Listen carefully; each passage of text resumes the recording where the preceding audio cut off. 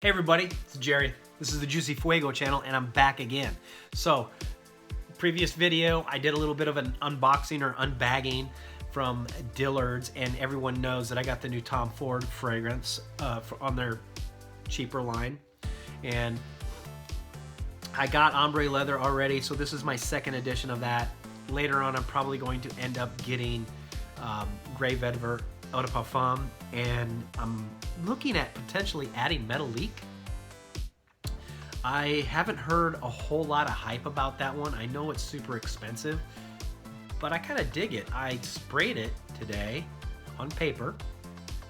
Did not spray it on my hand or anything. So, but I have a couple samples of it because I really want to get it a run through. I might be wearing it tomorrow and letting you guys know what I think about it. I'm going to do a little bit more research on it first, but for right now, here is my reaction. So, Dolce & Gabbana the One Eau de Parfum Intense. So, I don't know the notes of this one. I know green cardamom is one of the notes, and off the rip, there's going to be like an orange blossom water note from what I've been hearing so far, and it kind of goes into a little bit of the green cardamom spices, and then it kind of goes into a patchouli realm, and then you got some resins in there as well. And I wanted, like, I kind of caught like an iris type vibe about it. I'm not sure. It's very sexy smelling though. Like, it's super sexy. I did not buy a full bottle presentation. I just got the sample.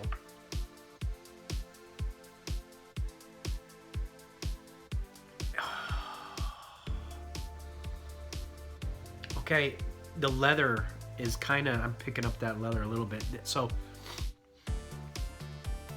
it's got some green, like, so there's a cypress and a sage note.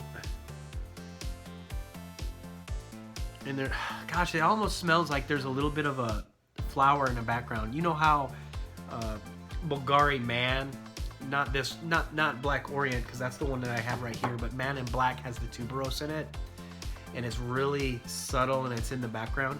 I kind of get that type of vibe from it, and it's really nice. Like, it's sexy. Now, my first impression so far of Dolce & Gabbana The One Intense, I think that if you want a more intense version of Dolce & Gabbana The One, you might as well stick with the original EDP. But if you want something that's going to last a little bit longer, go grab the Royal Night while you can, because that's what you're looking for. This is the intense version of the original stuff. It's still there, everything, the DNA and everything. This is what you want if you want an intense version of the original DNA. If you want something different, you want something sexy, and you want something that you can probably wear to the office, because this is the vibe I get from this. It's like, it's got some dark nuances to it, but it's different. It's not like your typical freshies type stuff. It's not a freshie whatsoever. It's a sexy gentleman scent, but it's kind of metrosexual in a way. It's a woody floral. And whatever is in there, and I want to say it's cashmerean, it gives a leathery vibe, but it's woody and floral at the same time. And then you got that little cardamom spiciness to it. And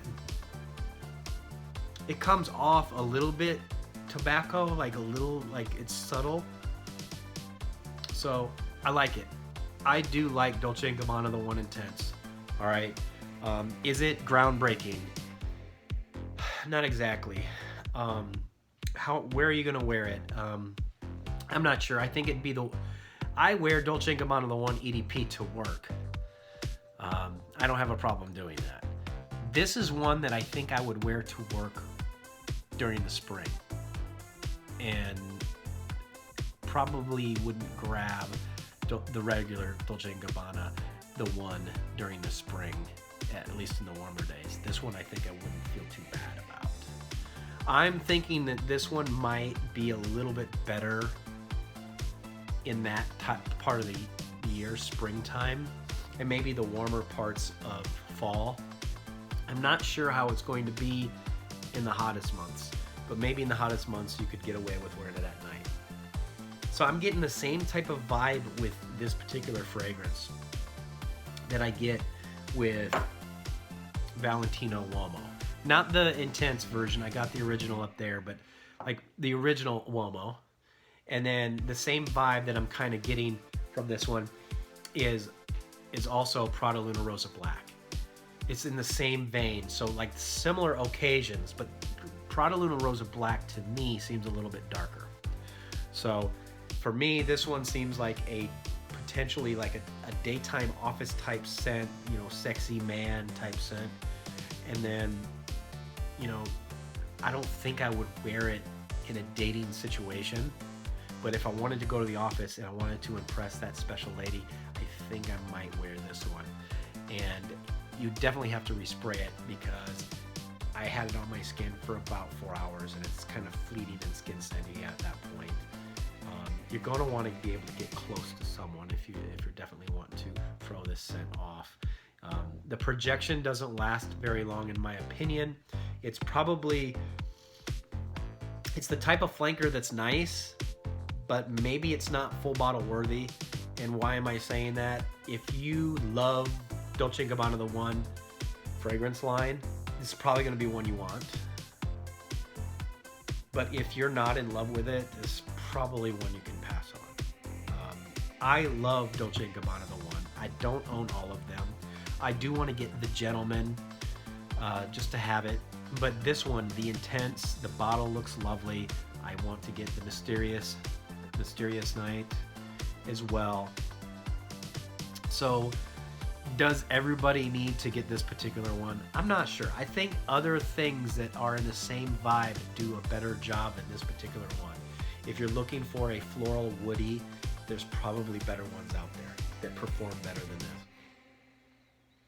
But it's lovely. It's nice. It's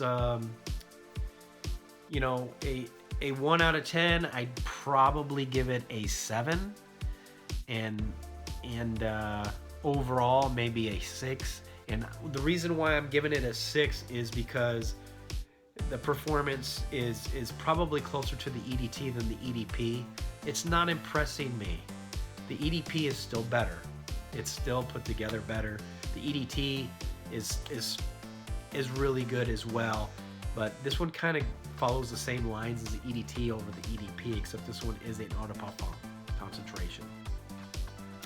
To me, it just got really close to the skin really quickly, but I kept putting my nose up to it the whole entire time I was at the store, and I stayed there for quite a while because I wanted to get it to a point where it did get to that point where it just, and I only sprayed several, just like I did right now. I just sprayed a couple on my hand and let it sit, and I didn't spray anything else, and I wanted to just test it on my skin, and it's very lovely, very sexy on the skin.